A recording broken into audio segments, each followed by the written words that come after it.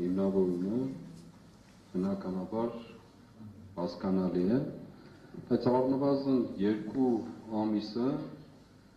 որ կոնկրետ գործով, կոնկրետ տեքստով հրապարակային հայտարարություն է տեղի ունեցել, անկախ այս դատական նիստից։ Հրապարակային հայտարարություն է տեղի ունեցել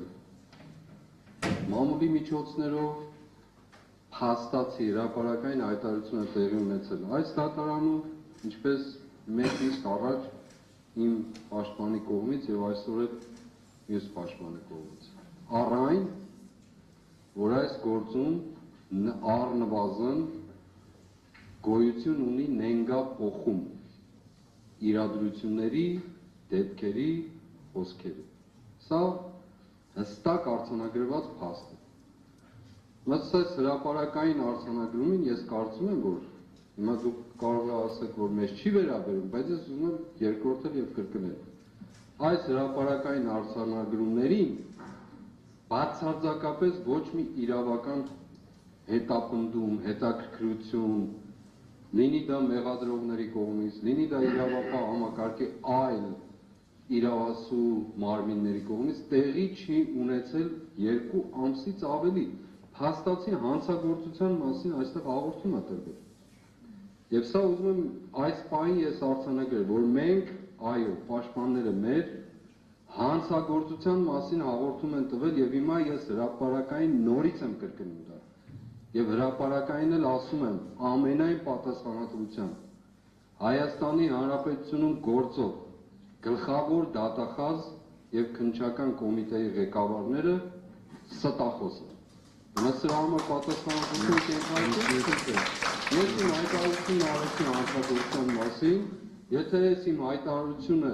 ուրիշ գործի արդյունք կլինի, խնդրեմ, պատրաստ եմ նաեւ այնտեղ լինել։ Դատորության մասնակից։ Ներողություն, որ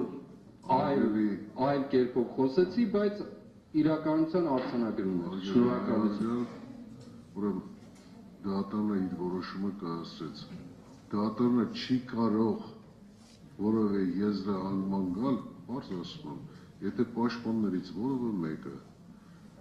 այդ ձայնագրությունը կամ մյուս ապացույցները արդեն ուսումնասիրել է,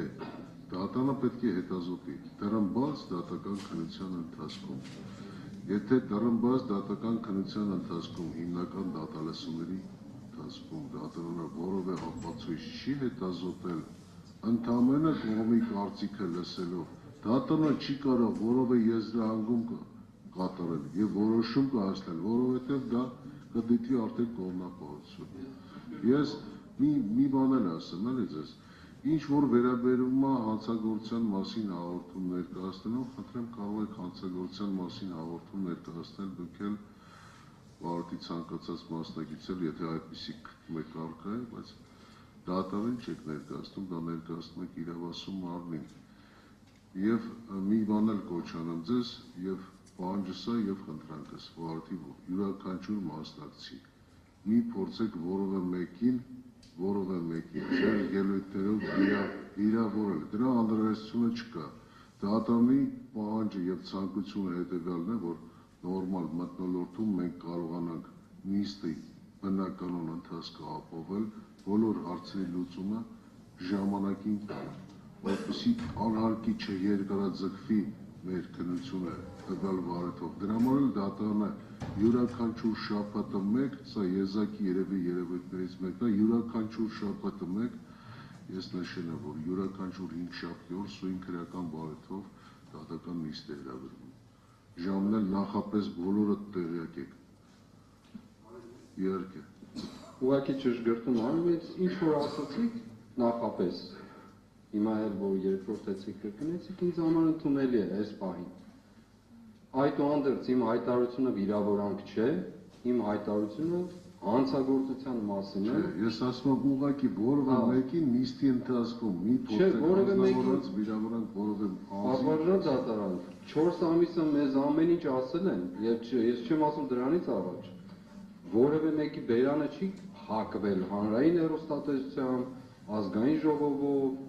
որևէ տեղում մարդիկ ինչ ուզել ասել են, վերջում ասել են քաղաքական գնահատական ենք տալիս։